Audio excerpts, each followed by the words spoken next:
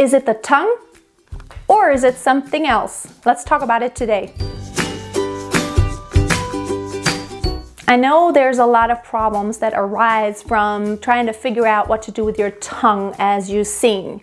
Whether you're doing an ah and maybe you're pulling up your tongue, it's really hard to control. Or maybe you're sticking it out. There's different ways to do it. And there's arguments to, like somebody telling you this is exactly the way it needs to be done. While there is a certain way that it's appropriate, there's not just really one way. Okay, here's the deal. It's not just the tongue. The tongue really can be divided up into several areas. So there's a big difference whether we're talking about the tip of your tongue or way the back of your tongue, where does the tongue stop and where does the pharynx begin? I don't know. That is a matter of definition, but it's really important. So let's talk about the different areas of your tongue. The tip of your tongue is really important to determine, sounds like r, s, t. Those sounds need your tip of the tongue to do something, while the back of your tongue that connects really into the pharyngeal space is doing something totally different. So your tongue, it's basically like front, middle, back, and then behind that comes that pharyngeal area, like the soft palate, and then on the bottom it's, the back of your tongue, and further back there's this large space that is, we call it the throat, okay? So, but it is so important that when we talk about the tongue, we don't just make it one thing. So are we talking about the tip of the tongue? If I tell you to lift your tongue or to lower your tongue, it could mean different things. And that's where a lot of confusion arises. What is most important in order to have an open resonant sound, you want resonating space.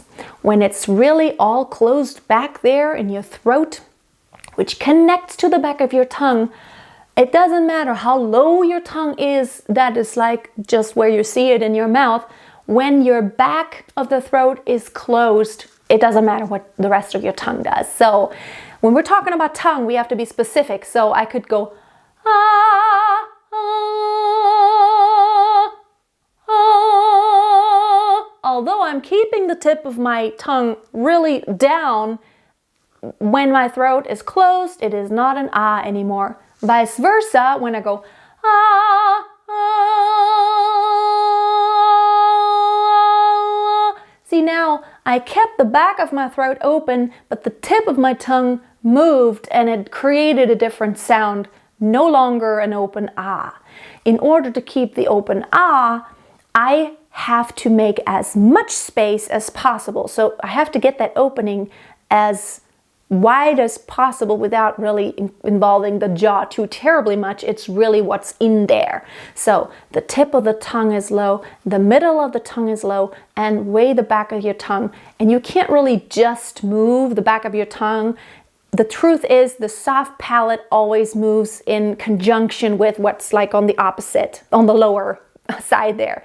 It always moves together like this. It's like you don't just do this or just do this. So when you lift the soft palate, basically you're moving more than just that small part. What does help though is when you think of opening your throat, it really helps the overall resonance because you add more overtones because there's a large space. And when there is an open throat, the sound waves can both move into all of those structures here, those bone structures and those cavities in like your sinuses and like your eyes. They're actually in eye sockets, and your forehead. Those are bones and they have frequencies and they can just vibrate along. Your nose structure can vibrate along. And yes, that's what we mean by not nasal singing, but nasal resonance. That is a good thing sometimes if we want that. We need it sometimes for some sounds. But moreover, if you keep this,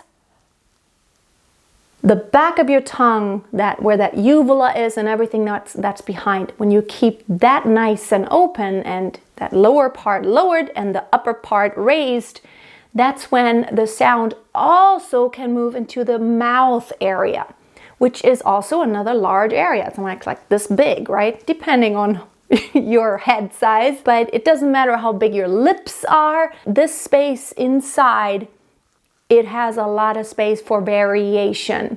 And when there is this variation, that's when you can really determine where the sound waves are amplified. So there may be singers that you see that kind of stick out the tongue and it still sounds right. So they'll go, yeah! It's possible, but only because when we're talking about the tongue here, we keep in mind that, oh, you can still stick out the tongue, but you can keep that basic ah or eh shape just in place, it sounds just right and it has resonance.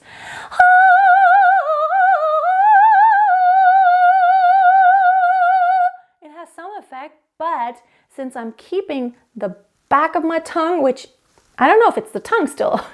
You determine where does the pharyngeal space start and where it doesn't. There's different ways to do it, and that's why there's a lot of argument. Some say you must rest the tongue behind your teeth when you're doing an open ah, and some say you must pull it back. It could all work, but what is more important than that is that space that is a little further back. Let's just try out a few other sound.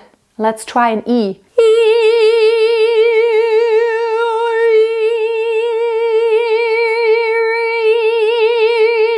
I could do all kinds of things. It does change the sound slightly, but I could still keep good resonance and have quite some variation in what the visible part of my tongue does. So in some singing schools, they teach you to make a more narrow space, like in front of the uvula, or maybe, just right before.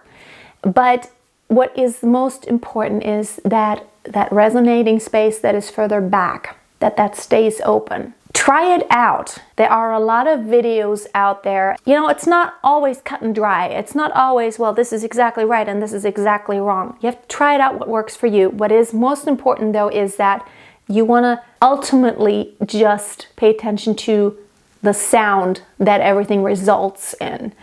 And also the amount of bad kind of tension that causes you to be exhausted after a while. You want to minimize that. And to me, that's why I love the school of teaching that I was taught by my teacher, is that the nice and lowered bottom part and the nice and lifted upper part is the most comfortable. It does feel like that to me because I don't have to use a lot of muscles. I just basically always open a lot, and I also don't incorporate the jaw a whole lot. That is a lot of work. So when you have to sing for hours, to me it creates bad kind of tension to me personally. That's just my own experience when I do a lot of this. So I try to keep a relaxed face, and it has been working perfectly for me and all of my teacher's students. She has several students who went on to the Metropolitan Opera and worldwide careers.